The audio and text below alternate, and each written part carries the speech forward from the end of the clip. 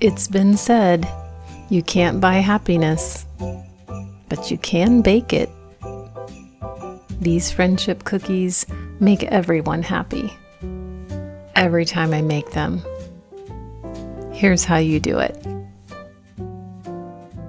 You will need 1/2 cup room temperature butter, 1½ teaspoons baking powder, 1/2 teaspoon of baking soda, 1/2 teaspoon salt, 1 egg, 2 teaspoons of vanilla, 1/2 cup of milk, 1 cup of sugar, 2½ cups all-purpose flour, and powdered sugar for rolling the cookies in.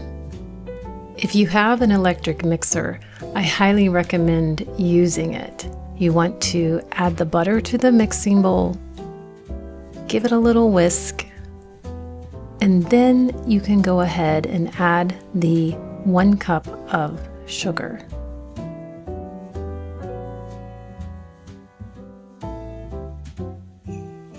Now I'm going to turn the mixer on and let it go. Then add your vanilla and make sure you shake that bottle first because the vanilla will settle in the bottom and you want to make sure you're getting all the good stuff. Turn up your mixer to a medium speed.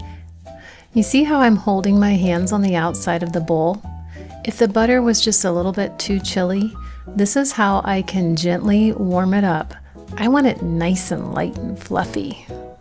You may need to scrape down the sides of the bowl a few times just to make sure everything's getting thoroughly mixed. While I'm waiting for that butter to cream, I'm going to take my 1/2 cup milk and I'm going to go ahead and add the egg into that, and then I'm going to whisk it up really well.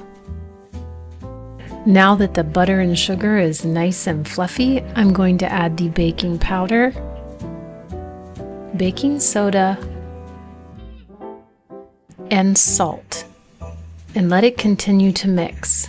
It's really important that the butter and sugar becomes nice and fluffy. Now I'm getting ready to add the flour. Always scoop your flour into your measuring cup and then level it off. This is important because if you just scoop your measuring cup directly into your flour container, you're going to pack it in tighter and your cookies could end up too dense.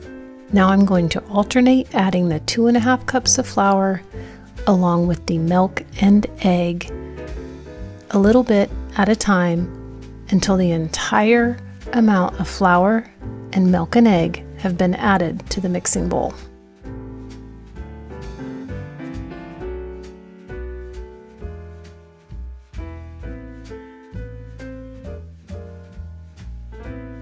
Then I turn the speed of the mixer up for a second or two and shut it off, and I'm ready for the next step.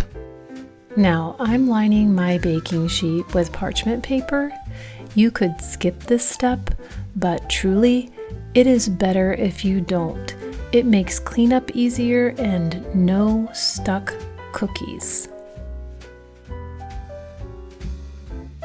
If you don't have a cookie scoop, you can use a tablespoon. But just take a cookie scoop or a tablespoon full of the dough and drop it into the powdered sugar. Roll it around in the powdered sugar with your fingers until it's totally covered. Then drop it onto your cookie sheet. My cookie sheet will fit 12 cookies at a time.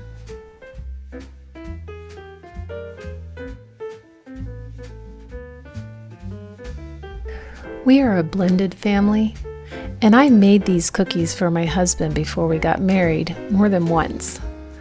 One time he decided to make them by himself. So he followed the recipe, and when the first batch of cookies came out of the oven, he did what we all would do. He took a nice warm cookie to my stepson. He took a bite, and very nicely, I must say, he looked at his dad and he said, "Dad, these are really good, but Jen's taste a little different. I think she uses sweet flour." At that moment, my husband realized he had rolled the cookies in flour, not powdered sugar. To this day, pretty much every time I make these cookies, someone asks me if I remembered to use the sweet flour. It always makes me chuckle when I think of that. You just can't make a story like that up. Now, I've preheated the oven to 350 degrees, and we're going to bake these cookies for 12 minutes. Here's a helpful tip. While I'm waiting for these cookies to bake, I'm going to scoop all the rest of the cookie dough out onto one cookie sheet.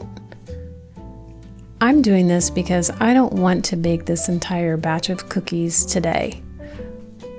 So I'll scoop these all out onto the cookie sheet, close together, that doesn't matter, and I'm going to pop them into the freezer. Once they're nice and frozen, I'll put them into a bag and keep them there. Anytime I want 6 cookies or a dozen cookies, I'll just take them out, roll them in the powdered sugar, and bake them in the oven. Same temperature, 350 degrees, and you may have to adjust the cooking time from 12 minutes to about 14 minutes.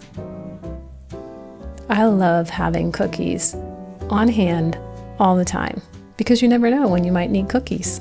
And in case you're wondering, I always end up just shy of 3 dozen cookies with this recipe.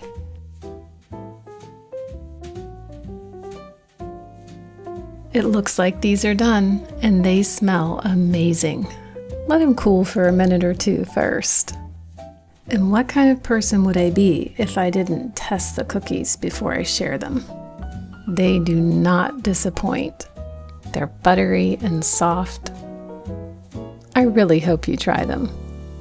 I know I should share them, but maybe I'll just keep this plate for myself.